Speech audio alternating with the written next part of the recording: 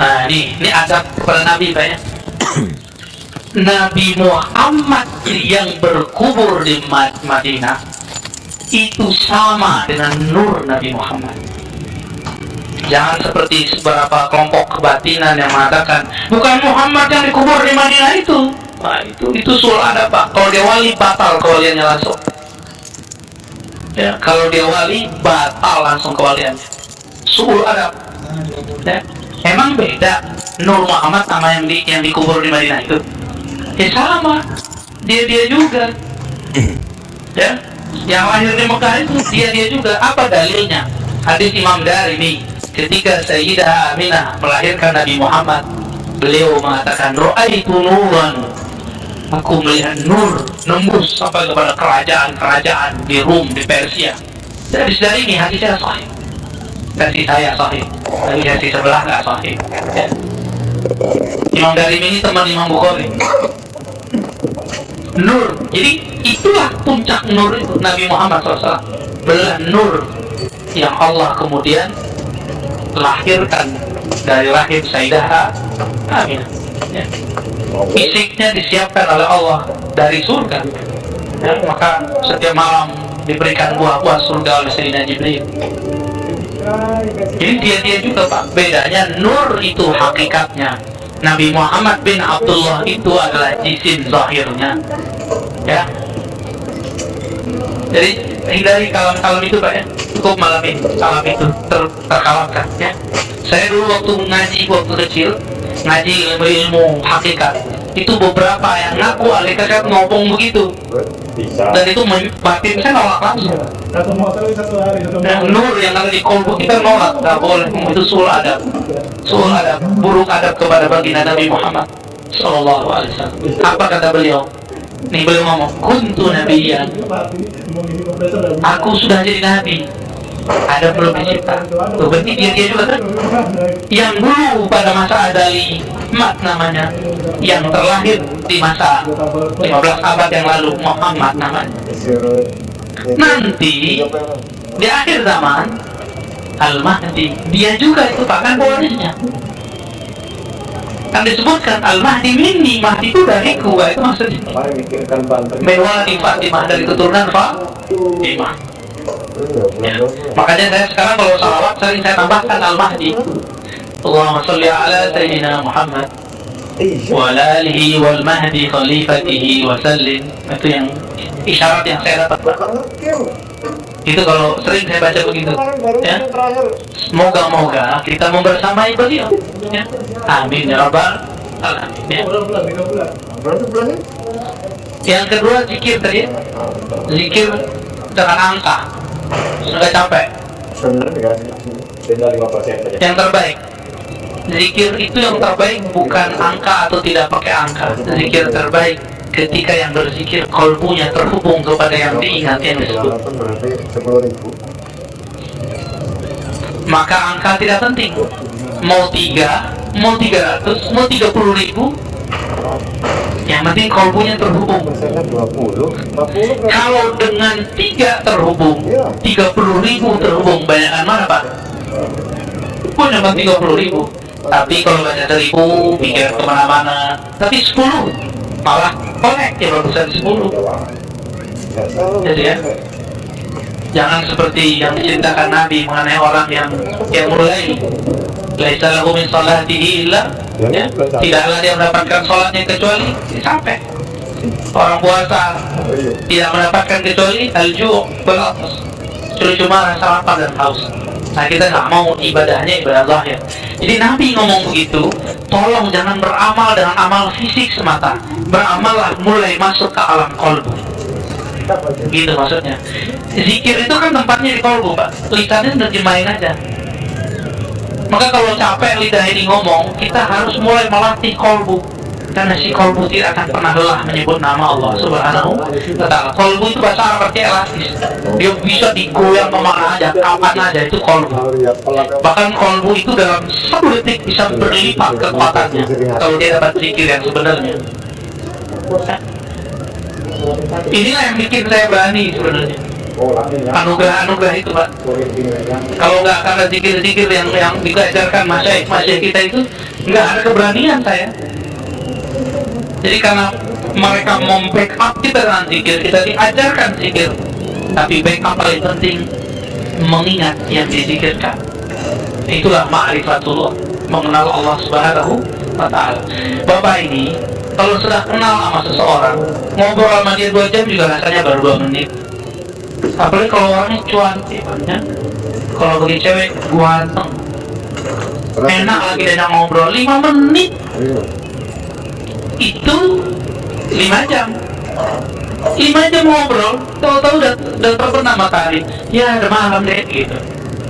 Itu kita sama makhluk loh Pak ya. Kalau udah kenal sama makhluk 5 jam merasa 5 menit. Bagaimana antum kalau kenal Khalid? Saya nggak bisa bayangkan betapa indahnya hidup orang itu. Tapi bagi orang yang hidup di dunia dia anggap gila. Pada gila. Ya, dia anggap gila. Padahal orang ini sedang mabuk dalam zikrullah. Kalau ngomong pasti waras dia. Itu yang terjadi di Habib Sehat. Mereka kan nggak ngerti yang bilang Habib Sehat gila. Habib Sehat itu ini saksinya Habib Razi namanya. Razi juga. Cuma ini Razi apa Habib? Ya. Saya tanya, kan beliau yang antar kemana-mana. Habib Sehat itu menurut antum gila apa enggak? Karena yang mau nanya nih beneran nih. Kata dia, siapa bilang gila? Habib Sehat itu ngajarin aneh, mau menilai orang pakai sir. Lah, mana ada orang gila? Ngajar pada orang gila ngajar. Kecuali antum orang stres. Ya, pengen jadi guru, nggak jadi. Ngajar menurut ngajarannya. Ngajarin apa? Ngajarin murid-murid beliau yang kadang-kadang beliau ini memandang orang tidak dengan fisik, tapi dengan sir, dengan batin. Berarti kalau pakai sir yang dipandang kebaikannya, bukan keburukannya. Gitu. Itu Habib Razi itu, ya, yang suaranya bagus, ahli sholawat. Ya. Bukan satu 2 orang yang katanya itu banyak. Dan saya juga ketemu beliau. Ya. Orang biasa. Ya. Cuma biasa ngelakon orang mabuk, orang cinta. Ya. Iya. Langsung saja saya nanya. Baca surat 47 di ayat 4 akhir. Di situ dikatakan bahwa Allah itu tidak kan sebagai pertigaan Allah. Kemudian saya lupa, ini saya baca aja. Allah itu memberi petunjuk kepada mereka dan memperbaikinya. Nah, memahaminya yang sebetulnya ini pada mimpi saya ketika ketemu dia. Saya terjaga putus, maka pada kesempatan ini saya tampung. Ya. Bisa. Baik. Iya. Kalau mimpi ketemu orang yang masih hidup, yang orangnya kita anggap baik, Bapak anggap saya, mungkin Bapak anggap saya baik Pak. Alhamdulillah. Saya ini banyak dosa Pak. Ya. Ini antum jangan nilai saya ini sempurna. Saya ini banyak dosa dan saya tahu dosa saya sendiri. Ya. Tapi saya sadar saya punya dosa, maka saya minta ampun kepada Allah. Namun setiap kali minta ampun kepada Allah itu nurnya nyebar-nyebar Pak. Itu mungkin yang datang ke mimpi Bapak itu. Jadi kalau Bapak sudah pasti kepada seseorang, sudah percaya dengan ilmu seseorang, sudah cinta, itu masuk ke alam bawah sadar, ketemu dalam mimpi. Dan itu benar. Yang masuk itu nurnya. Dan Bapak baru satu dari sekian orang, belum banyak sebenarnya Pak, yang mengalami itu dengan guru-gurunya. Ya, saya mengalami dengan guru-guru saya. Guru saya hidup ataupun sudah meninggal, saya mengalami itu. Itu nur mereka, dan itu bukan setan. Ya. Cuma kalau ada kalam di situ tentang perintah zikir tertentu, jangan langsung diamalkan. Konfirmasi dulu main nasi hidup. Ya.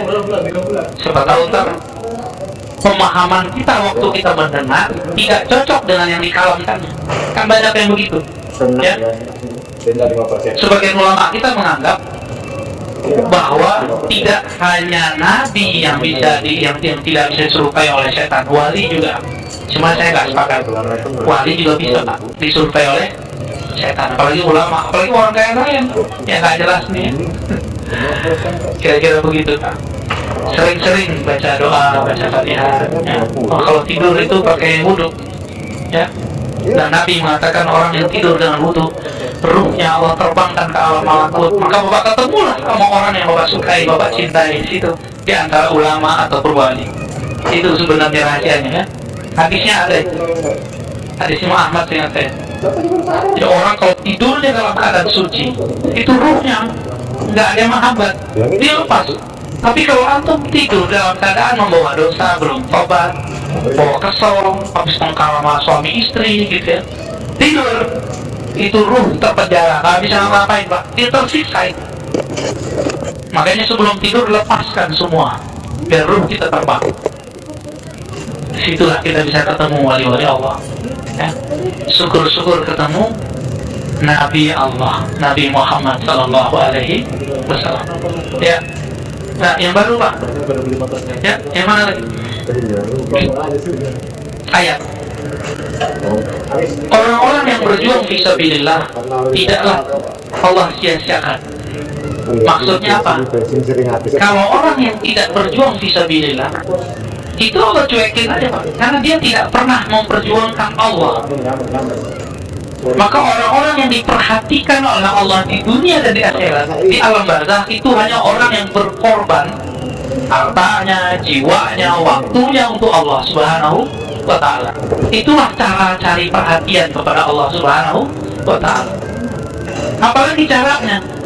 Kalau Bapak bukan seorang syuhada, orang yang berjuang, senangilah kekasih Allah. Pemimpin kekasih Allah siapa? Baginda Nabi Muhammad SAW. Nabi karena beliau sudah wafat cukup disolawatkan, tapi pewarisnya kan belum wafat ya. Kalau mereka hidupnya susah, Bapak bantulah. Mereka lagi berjuang bikin pesantren, bantu. Mereka senangnya apa? Senangin hatinya. Jika kolbu kekasih Allah itu senang sama kita, Allah lihat ada nama kita di kolbunya, Allah akan cinta kepada kita. Apa kata Allah? Oh, ini pembantumu ya, ansormu ya, hawariyunmu ya.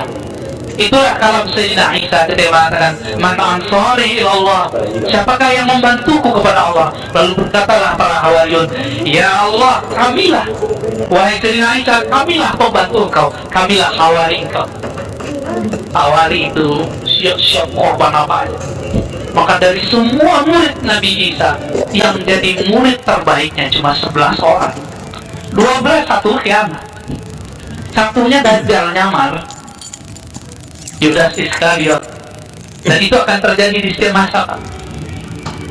Ada orang ngaji, ntar ada nyamar satu, ada yang khianat satu. Begitulah terus. Semoga kita terjaga ya. Amin ya rabbal alamin. Semoga kita termasuk yang sidik, yang sungguh-sungguh lahir batinnya sama ya. Kita udah ketemu beberapa anak-anak begitu ya. Dan kita ngomongnya apa? Di luar ngomongnya apa? Tongkarlah dua zawiyah. Karena si bocah ini. Kalau dia ngomong lagi mursyid apa? Tongkar lagi itu dah. Saya mikirnya anak benar-benar dipinjem sama Dajjal lidahnya ya. Bikin orang tengkar, bukan bikin ngademin. Perintah di Quran apa? Fa'aslihu baina akhawaikum. Kamu ada masalah, kamu islah. Cari yang sama, jangan bedain. Jangan bilang, Pak Kiai, kamu dibilangin begini Pak Kiyono. Dia ngomong tuh Pak, lugu, gak sadar apa akibatnya ngomong. Ya, akhirnya antum kalau bener nih berjuang fisabilillah, egonya tidak bisa bisin. Egonya tidak bisa bisin. Ya, siapa tadi? Ya, tolong. Dari ibu terakhir ya. Assalamualaikum warahmatullahi wabarakatuh. Mohon penjelasannya Pak Ustaz mengenai Assalamualaikum tadi. Kalau kita Assalamualaikum dengan tembok itu kan tidak waras. Mengenai orang tua saya suka mengajarkan apabila masuk rumah atau masuk rumah itu mengajarkan Assalamualaikum. Itu maksudnya bagaimana Ustaz? Iya. Waalaikumsalam warahmatullahi wabarakatuh. Iya. Di dalam kitab Syifa Imam Qadhi Iyad itu disebutkan adab masuk rumah itu tentang kehidupan Nabi, disarikan dari hadis-hadis Nabi. Jika engkau, kata Imam Qadhi Iyad, dinukil dari kalam ulama, masuk ke rumah yang kosong, ruang yang kosong, bacalah Assalamualaikum wa ala ibadillahis shalihin. Oleh guru saya ditambahkan, penghulu alam semesta kan Nabi Muhammad. Salam dulu ke Nabi Muhammad. Assalamualaikum ya Nabi warahmatullahi wabarakatuh. Baru Assalamualaikum. Kenapa? Karena di situ pasti ada jin. Mau saya kasih tahu Pak jin tinggal di mana? Jangan, ntar aku takut. Jangan ya. Ada tempat-tempatnya di sekitar rumah kita dan dia nggak ganggu kok. Ya. Cuma kalau antum ambil makanannya, dia cekek malam. Ya, belakang ibu. Paham ya? Oke, terakhir, silakan. Assalamualaikum warahmatullahi wabarakatuh. Assalamualaikum. Saya Siti Soleha. Mohon Buya penjelasannya mengenai zikir dan wirid, apa bedanya? Assalamualaikum. Assalamualaikum. Sebenarnya pembahasan ini next tentang zikir dan wirid, tapi versi Wahabi ya, nanti versi kita ya. Apa beda zikir dan wirid? Zikir itu artinya menyebut-nyebut, itu level 1. Yang kedua mengingat. Setiap kali kita menyebut nama Allah itu disebut zikrullah.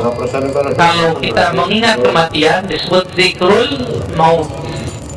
Jadi zikir ini tidak hanya zikrullah, ada zikrul maut. Zikrul maut ini akan membuat kita terkondisikan untuk zikrullah. Nah, lihat ya. Ada lagi zikir yang lain, zikir muhasabah. Zikir muhasabah itu mengenang kesalahan kita dan merasakan kehinaan kita di hadapan Allah. Oh, nanti kita merasa hina terus pada hadapan Allah. Orang begini cepat dapat nikmat zikir. Jadi kenapa nih kita susah menikmati zikrullah? Satu aja sebabnya, karena jarang muhasabah. Karena jarang muhasabah, masih merasa diri ini mulia, masih merasa diri ini spesial, masih merasa diri ini suci. Akhirnya mental itu zikrullah.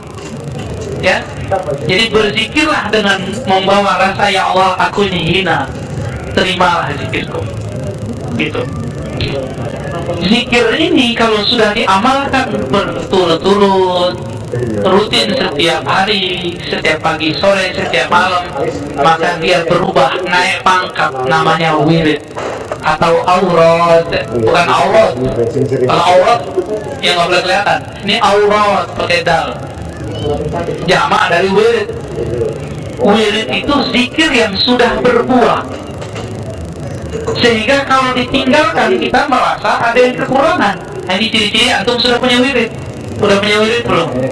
Kalau nggak witir malam-malam kayaknya aneh gitu, berarti witirnya sudah jadi wirid. Kalau nggak baca kulhu habis sholat kayaknya aneh, berarti kulhunya sudah jadi wirid. Kalau nggak nelfon si doi, nggak ngecek gitu ya, kayaknya ada yang kurang itu, berarti buka Instagram, Facebook, mau YouTube sudah menjadi wirid. Al-wirid al-yutubiyah. Torikonya baru, mursyidnya banyak ya. Waduh, gawat itu ya. Wirid itu adalah zikir yang sudah berbuah. Nah, buahnya itu namanya warid. Apa namanya? Warid. Maka ciri-ciri orang yang sudah dapat warid, dia istiqomah zikir. Gitu. Kayak Imam Nawawi mengatakan tidak ada warid, tidak ada wirid kecuali karena warid sudah turun. Jadi duluan mana turun, warid atau wirid? Warid dulu. Allah kasih hadiah dulu. Apa hadiah terbesar kita? Bukan sakti, bukan tenang, bukan bercahaya. Hadiah terbesar, Allah mengizinkan lidah yang kotor ini menyebut namanya yang mulia. Itu wirid, warid yang terbesar.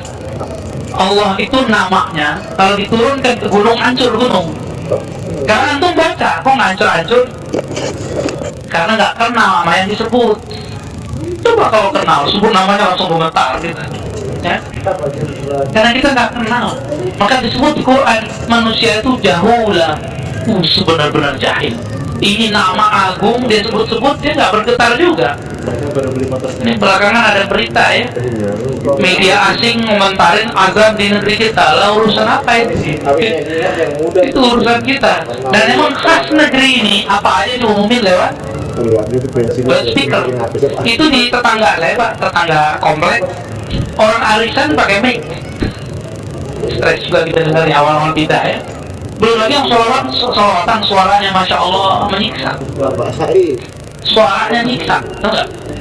Kalau di Turki, orang nggak diizinkan megang mic kecuali suaranya enak didengar. Nggak mesti bagus, enak. Wah, ntar pada mundur nih kayaknya. Di Sulawesi Pak, orang yang mau azan, yang baca Quran, orang jadi di Sulawesi sono. Kita kan main hantam-hantam aja ya. Nah, makanya saya sarankan biar orang-orang nggak tersiksa sama suara kita. Ya, suaranya yang bener dikit lah. Maka masjid-masjid yang sudah mencarikan muadzin-muadzin yang bersuara enak, ya, barakallahu fikum ya. Tinggal muadzinnya ikhlas atau enggak. Ikhlas itu bukan berarti nggak dapat honor. Ikhlas itu antum azan karena honor atau karena Allah, itu sederhana aja. Ya. Halo, saya udah 1926.